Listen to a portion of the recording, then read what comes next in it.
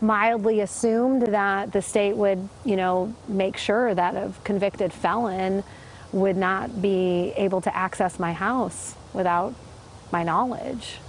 Well, it was a shocking realization for that North Texas woman after she learned that her home inspector was a convicted felon who actually made national news. And now it's raising questions about who's being licensed to access homes across our state. Andrea Lucia with a story you will only see here on CBS News Texas. To sell her home in Grapevine, Because we want to move to a bigger home. Brittany Benben allowed a buyer to have it inspected. So this is the box right here, and they get the keys to the home, and they get the ability to enter it unfettered. She came home a couple weeks ago to find the inspector wrapping up with his politics proudly and profanely on display.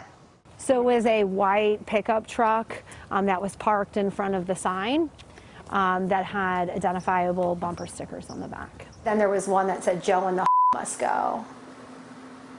And I thought that was interesting on a work truck. I get a little bit of an eerie feeling.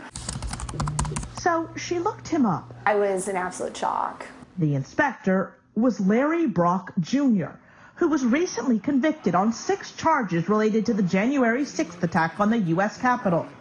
Here he is walking out of then-Speaker Nancy Pelosi's office wearing a helmet and tactical vest. And here he is in the U.S. Senate chamber holding zip-tie handcuffs. I feel violated. I feel violated. Brittany says her 4-year-old daughter was here at home with her au pair during the inspection, something she never would have allowed if she'd known who'd be here. This gentleman, with his best judgment, broke into the people's house and did it in a forceful way. And he's given unfettered access to people's homes. What if he comes across somebody else he doesn't agree with politically?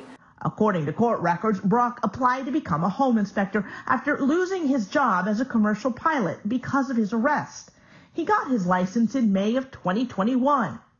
In Texas, home inspectors are licensed by the Texas Real Estate Commission, or TREC. On its website, a frequently asked question is what happens if a license holder is convicted of a crime?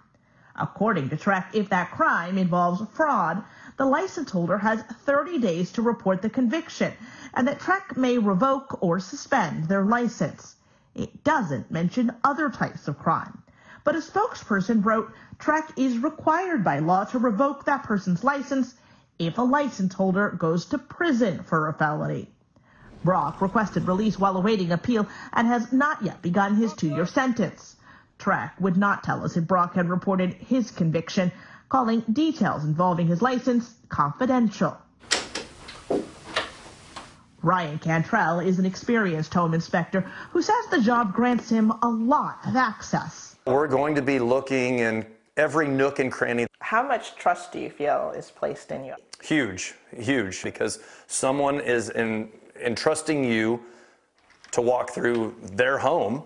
I mean, that's their domain for anywhere between 3 and 4 hours. He says it's natural to believe those licensed by the state wouldn't have troubling criminal records. The assumption by, I would say, the general public is that is a morally ethical, upstanding citizen who is abiding by the rules and the laws of the land. It's certainly what Brittany expected. I maybe naively trusted the state of Texas and the protections, especially the protections that TREC has, but shame on me because they clearly are either allowing him to do this or he slipped through the cracks. I reached out to Brock through his attorney, but have not received a response. A judge just yesterday, though, ruled against Brock's request to remain out pending appeal.